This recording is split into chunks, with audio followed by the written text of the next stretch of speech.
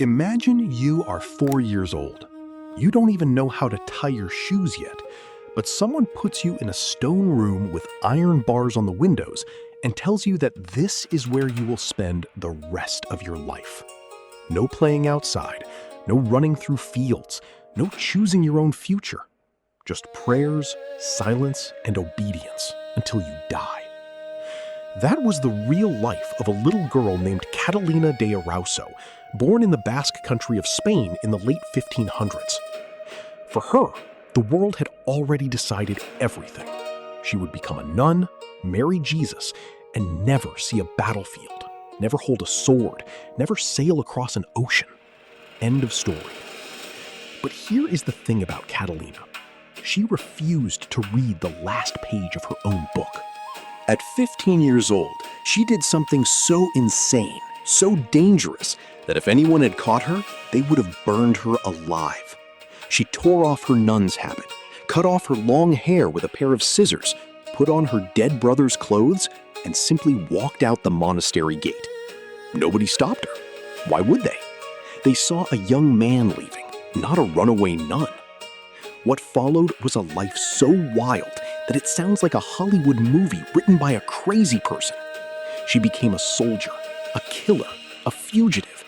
She fought in the bloody Araucanian War in Chile, dueled in dark alleys, and accidentally murdered her own brother, a man she lived with for 3 years without him ever knowing she was his sister. When she was finally unmasked, the King of Spain gave her a pension, and the Pope himself gave her written permission to wear men's clothes for the rest of her life. This is not fiction. This is the true story of the Lieutenant Nun, La Monja Alferez. To understand Catalina, you have to understand the people she came from. The Basque country is not like the rest of Spain. It is tucked away in the western Pyrenees Mountains, where green hills roll down to the brutal waves of the Bay of Biscay. The weather is gray, the land is rugged, and the people are even tougher. The Basques have their own language, Euskera, which is not related to any other language on earth. Linguists have been scratching their heads for centuries trying to figure out where it came from. But the most important thing about the Basques is their character. They are famously stubborn, fiercely independent, and quick to anger. Even the mighty Spanish kings, who ruled half the world, learned to tread carefully when dealing with Basque towns and their ancient rights. This is the blood that ran through Catalina's veins. Her father, Miguel de Erauso, was a captain in the Spanish army, a professional killer who served the crown. Her mother, Maria Perez de Galarraga y Arce, came from local nobility. The family had many children, boys named Juan and Miguel Jr., and girls who were expected to marry well or join a convent. From her earliest days, Catalina watched her brothers practice with wooden swords, ride horses, and talk about distant battles. She wanted that life. She burned for it. But in late 16th century Spain, a girl's destiny was locked in a box with only 2 openings: marriage or the monastery. If your family had money, you could be married off to some nobleman. If you were poor or the 3rd daughter, you were sent to a convent. For Catalina, the choice was made before she could even speak. She was destined for the church, whether she liked it or not. And she did not like it one bit.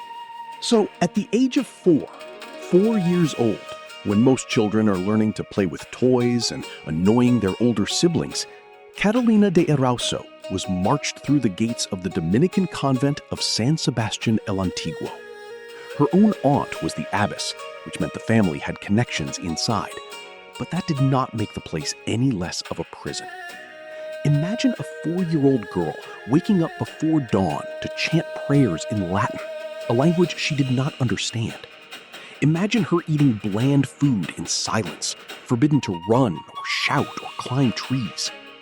Imagine her spending hours every day learning to sew, to read religious texts, to bow her head and say, "Yes, mother," to every command. The walls were thick stone. The windows had iron grills. The world outside? The port of San Sebastian with its ships and sailors. The mountains where soldiers drilled. The distant rumors of gold and glory in the New World was completely invisible to her. She stayed in that convent for 11 years. 11. She entered as a toddler and emerged as a teenager. During that time, she learned to read and write, which would later save her life when she wrote her memoirs. She learned to sing psalms beautifully, but she never learned to be content. Inside her chest, behind her ribs, something was always screaming. She hated the smell of incense. She hated the quiet. She hated the way the older nuns would look at her with those cold, expectant eyes, waiting for her to break. And then, in 1607, something did break. But it was not her spirit. It was the last fragile thread of her patience. According to scattered sources, she was severely beaten by a nun. Maybe it was a punishment for some small rebellion. Maybe it was worse. Some historians hint at sexual abuse. Whatever happened, it flipped a switch in Catalina's brain. She decided she would rather die free than live another day as a prisoner of God. So she ran. But running from a 16th century convent was not as simple as opening a door and stepping outside. There were guards, locks, and the ever-present risk that someone would recognize her. Catalina had been planning this moment for months, maybe years. She had secretly gathered men's clothing, a doublet, breeches, stockings, a cap, a cloak. She had hidden them somewhere outside the walls, perhaps in a grove of chestnut trees that she could see from her cell window. On the chosen night, or day, sources disagree, she tore off her nun's habit, the blue dress and white veil that marked her as a bride of Christ. She wrapped her chest tightly with cloth to flatten it. She cut her long, dark hair with a pair of scissors. She pulled on the breeches, the doublet, the boots. She looked in a tiny mirror and saw a stranger staring back, a young man with soft features but hard eyes. Then she walked out the gate. Nobody challenged her. Nobody even glanced twice. The guards saw a boy leaving, not a nun. They probably assumed it was some local servant or tradesman's son. And just like that, Catalina de Erauso ceased to exist.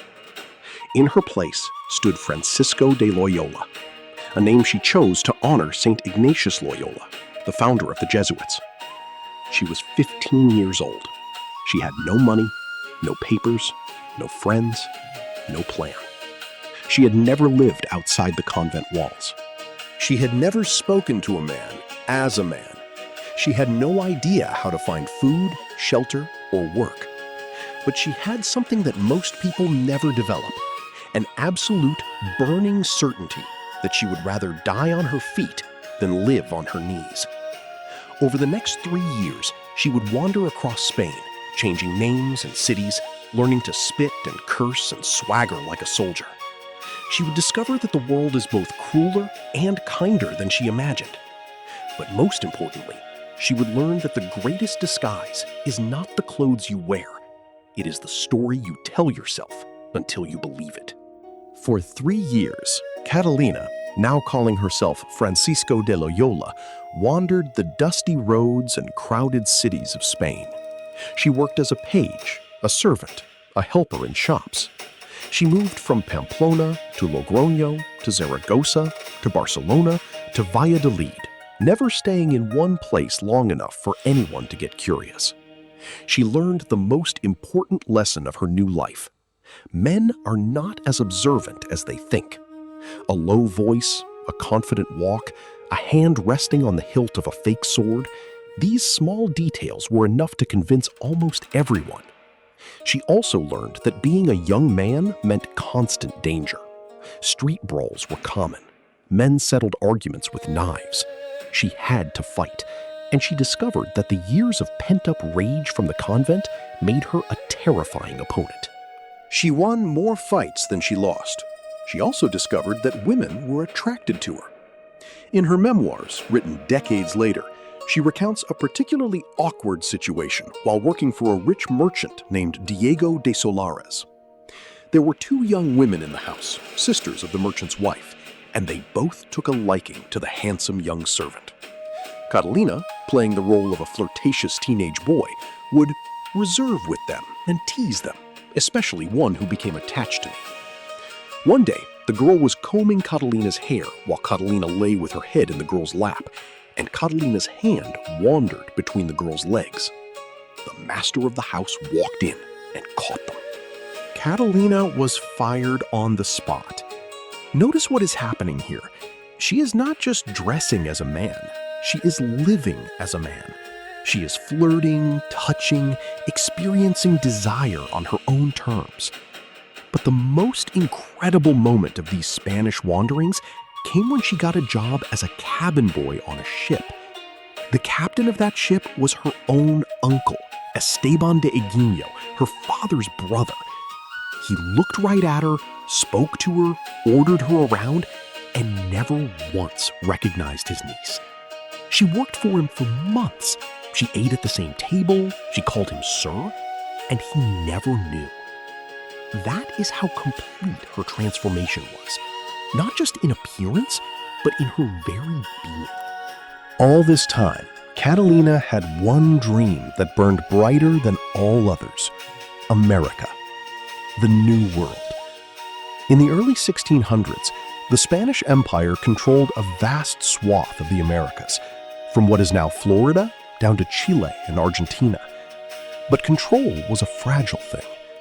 Indigenous nations fought back constantly. Rival conquistadors fought each other for land, gold, and slaves.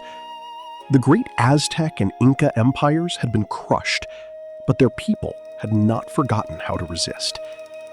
For a young man, or a young woman pretending to be a man, the Americas were a land of opportunity.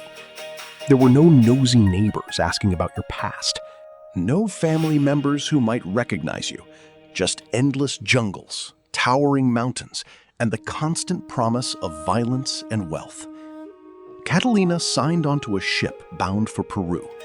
She climbed the gangplank under a new name, maybe Alonso or Antonio. The records are fuzzy.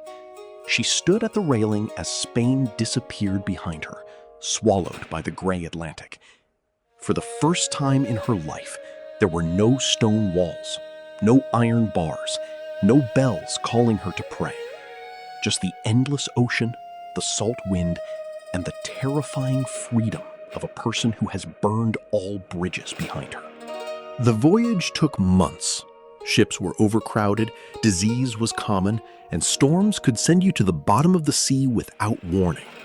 But Catalina survived. When she finally stepped onto the dock in Peru, probably in the port city of Callao, she was not the same person who had fled the convent.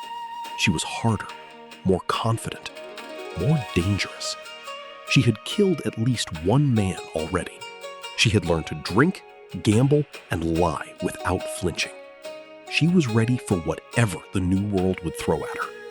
And the New World, as she was about to discover, could throw a lot. Catalina's first years in Peru were chaotic, violent, and full of bad decisions, which is exactly how she liked it. She found work as a clerk for a wealthy merchant, a respectable position that could have led to a comfortable life, but comfort was poison to her. She opened her own shop, selling goods to local traders, but she could not stop getting into trouble. Her temper, honed by years of monastic frustration, exploded at the slightest provocation. One day, she got into a street fight. The details are lost, but the result is not. She killed a man. In the crowded, lawless streets of colonial Lima, a dead body was not always a catastrophe, but the dead man had friends. Friends who swore revenge. Friends who began hunting for the young merchant with the strange accent and the quick blade. Catalina had to run. She fled to the highlands, to the mountains, to the edges of Spanish control. She hid in churches, a common refuge for fugitives, since the Spanish authorities rarely violated the right of sanctuary. She changed her name again. She shaved her face, though she had no beard to shave, and practiced new mannerisms. And then, like a magnet seeking true north, she found herself drawn to the one place where a violent, restless soul could not only survive, but thrive: war. At the time, the Spanish were fighting a brutal, decades-long conflict in Chile against the Mapuche people, called Araucanians by the Spanish. The Mapuche were one of the few indigenous groups in the Americas who had successfully resisted European conquest. They had learned to ride horses, to fight in formation, to ambush and retreat and ambush again. The war was a bloody stalemate. Spanish soldiers died from arrows and spears as often as from disease.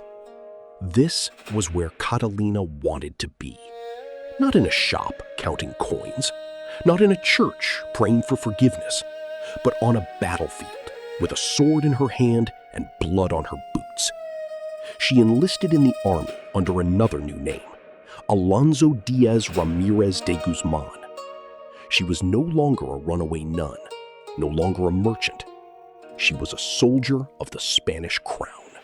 Chile in the 1610s was a nightmare of mud, blood, and screaming horses.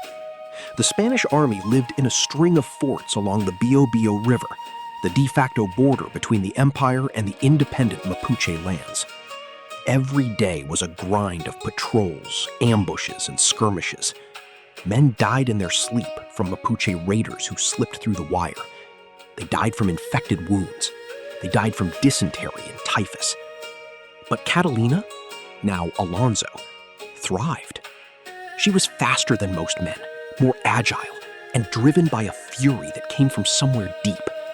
She volunteered for dangerous missions. She never backed down from a fight. Her fellow soldiers noticed her. They called her brave. They called her reckless. They had no idea they were fighting alongside a woman. The moment that changed everything came at the Battle of Puren, likely in 1609 or 1620. Sources differ. The Mapuche warriors, fighting with terrifying skill, managed to capture the Spanish flag, the royal standard, the symbol of the king's authority. To lose the flag was the ultimate disgrace. To lose it in battle was a catastrophe that could end a commander's career. The Spanish soldiers were on the verge of routing, of breaking and running. And then, from the chaos, a single figure charged forward. It was Alonso Diaz, Catalina. She cut down the Mapuche warrior carrying the flag, snatched the standard from his dying hands, and raised it high. The Spanish troops, seeing their flag held aloft, roared and counterattacked. The day was saved. For this act of extraordinary bravery, Catalina was promoted to alferez, a lieutenant, a junior officer. From that day forward, she was known as La Monja Alferez, the lieutenant nun. She wore the uniform with pride. She carried her sword with the confidence of a killer, and she had no intention of ever going back to the life of a woman. But the most insane chapter was yet to come. As a newly promoted officer, she needed housing, and the governor of Chile assigned her to stay with the secretary of the province, a man named Miguel de Erauso, her own brother. Let that sink in. Catalina de Erauso, who had been living as a man named Alonso Diaz for years, was now given a room in the house of her biological brother, Miguel de Erauso Jr. He was the secretary to the governor of Chile, a mid-level bureaucrat who had no idea that his little sister, the girl who had been sent to a convent at age 4, was now a sword-wielding officer sleeping in his guest room. For 3 years, they lived together under the same roof.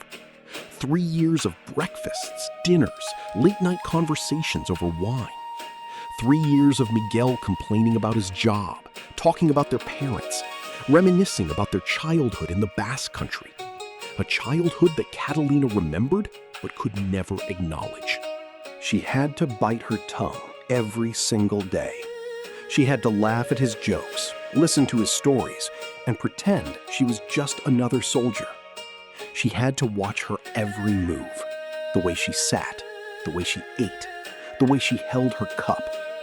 One slip, one feminine gesture, one word spoken in her true voice, and the entire charade would collapse.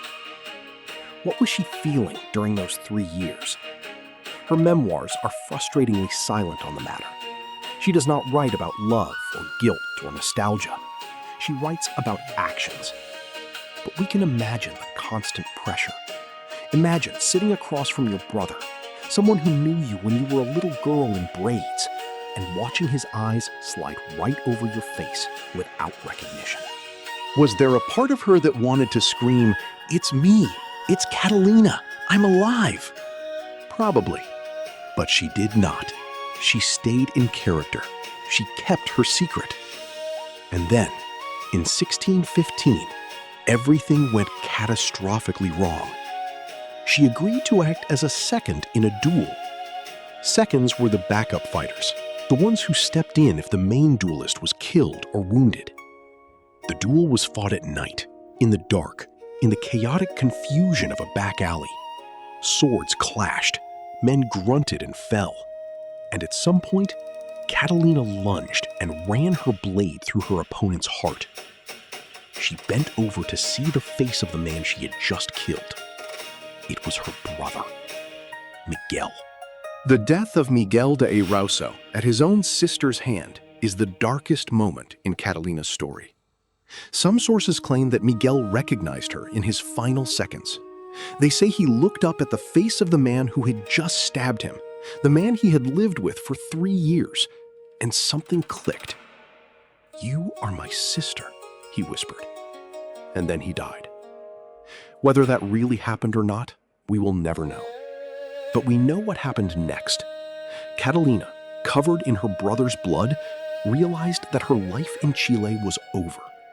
If she stayed, she would be arrested, tried, and almost certainly executed. A soldier killing another soldier in a duel might be forgiven, but a woman killing a man while pretending to be a soldier, that was a crime against nature, against God, against the entire social order. So she ran. And not to some nearby town. She ran across the Andes Mountains, on foot, alone. The Andes are the longest mountain range in the world. The passes are over 13,000 feet high. The air is thin. The cold is brutal. Snowstorms can bury you alive. And Catalina had no mountaineering gear, no GPS, no emergency shelter. She had whatever food she could carry and the desperate animal need to survive. She walked for weeks, maybe months. She crossed from Chile into Argentina. Then she kept going, into Bolivia. She slept in caves. She ate roots and raw meat when she could find it. She lost weight. She probably nearly died a dozen times, but she did not die. She emerged on the other side of the mountains a different person, harder, colder, more alone than ever. She had killed the only person who might have loved her unconditionally. She had sacrificed her own blood to preserve her disguise, and there was no going back. Over the next 8 years, she wandered across Argentina, Bolivia, and Peru. She got into more fights, killed more men, was arrested, escaped, hid in churches, changed names again. She was a ghost, a rumor, a devil in breeches. And then, in 1623, she was wounded so badly that she thought her death had finally come. The wound was serious. A sword thrust to the chest, maybe, or a bullet from a musket. We do not know the exact details, but we know the result. Catalina de Erauso lay bleeding in a street in a Peruvian town, convinced that this was the end. Her breath came in ragged gasps. Her blood pooled in the dust. And in the 17th century, when you were dying, you did one thing. You called for a priest. You confessed your sins. You made your peace with God before meeting your maker. So she asked for the bishop. Not just any priest, but the bishop of the region, a man named Agustin de Carvajal. He came to her bedside, probably expecting to hear the usual confessions of a dying soldier: theft, violence, maybe a few adulteries. But Catalina looked him in the eye and said something that no bishop hears every day. "Father," she said, "I am not who I seem. I am a woman." The bishop stared at her. He probably thought the fever had addled her mind. He ordered midwives, women who specialized in childbirth and female anatomy, to examine her. And they did. And they came back with a report that would shock the entire Spanish Empire.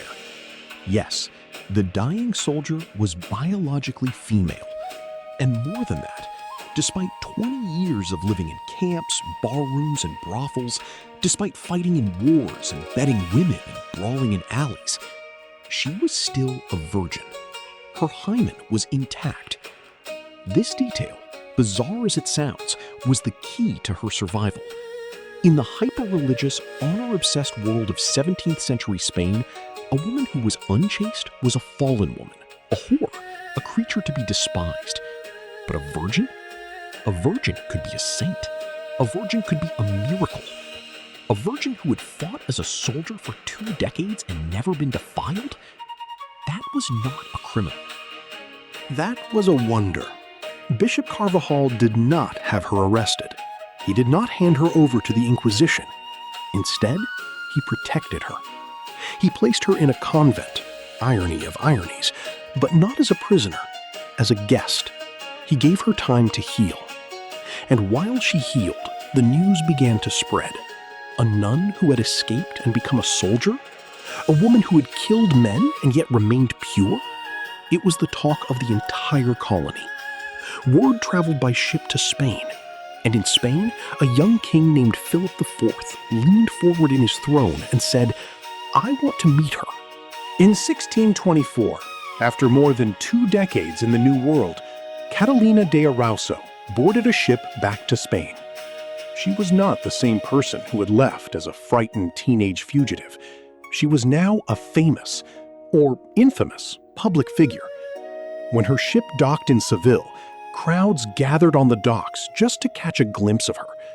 They had heard the stories. The nun who cut her hair, the soldier who fought like a demon, the virgin who lived among killers. She was a freak, a hero, a curiosity, a scandal, all at once. And she loved it. Catalina never seems to have been shy about attention. She told her stories freely, embellishing them, performing for her audiences. She had a natural charisma, a way of making people lean in and listen. Soon, word reached the royal court in Madrid. King Philip IV was only 19 years old when he took the throne, and he had a taste for the dramatic. He loved theater, painting, and unusual people. He summoned Catalina to court. Imagine the scene. The young king, dressed in velvet and gold, sitting on his throne surrounded by nobles and advisors. And walking toward him, a woman in a military uniform, wearing a sword at her hip, her hair short, her posture straight, her eyes unafraid. She knelt. She told him her story, or at least the parts she wanted him to hear. The escape from the convent, the years of hiding, the battles in Chile, the flag she had saved, the men she had killed. And the king, instead of ordering her executed for the crime of impersonating a man, which was technically a capital offense, did something extraordinary. He gave her a pension, real money, every year from the royal treasury. He confirmed her military rank of alferez. He declared her a living legend, a woman, an official recognized officer of the Spanish army. It had never happened before. It would never happen again. But Catalina was not finished. She looked at the throne room of the most powerful empire on earth, and she thought, I have met the king. Now, let me meet the Pope. So, in 1626, Catalina de Erauso did something that no runaway nun had ever done. She traveled to Rome. She walked the same streets where emperors and gladiators had once roamed. She saw St. Peter's Basilica rising against the sky, the largest church in Christendom. And she requested an audience with the Pope himself, Urban VIII, born Maffeo Barberini, a man famous for his intellect, his love of art, and his willingness to listen to unusual cases. Think about the sheer audacity. A woman who had spent 20 years pretending to be a man. A woman who had killed at least a dozen people. A woman who had escaped from a convent, broken every religious rule, and lied to everyone she had ever met. And she wanted to stand face to face with the Vicar of Christ, the man who held the keys to heaven and hell. Most people would have been terrified.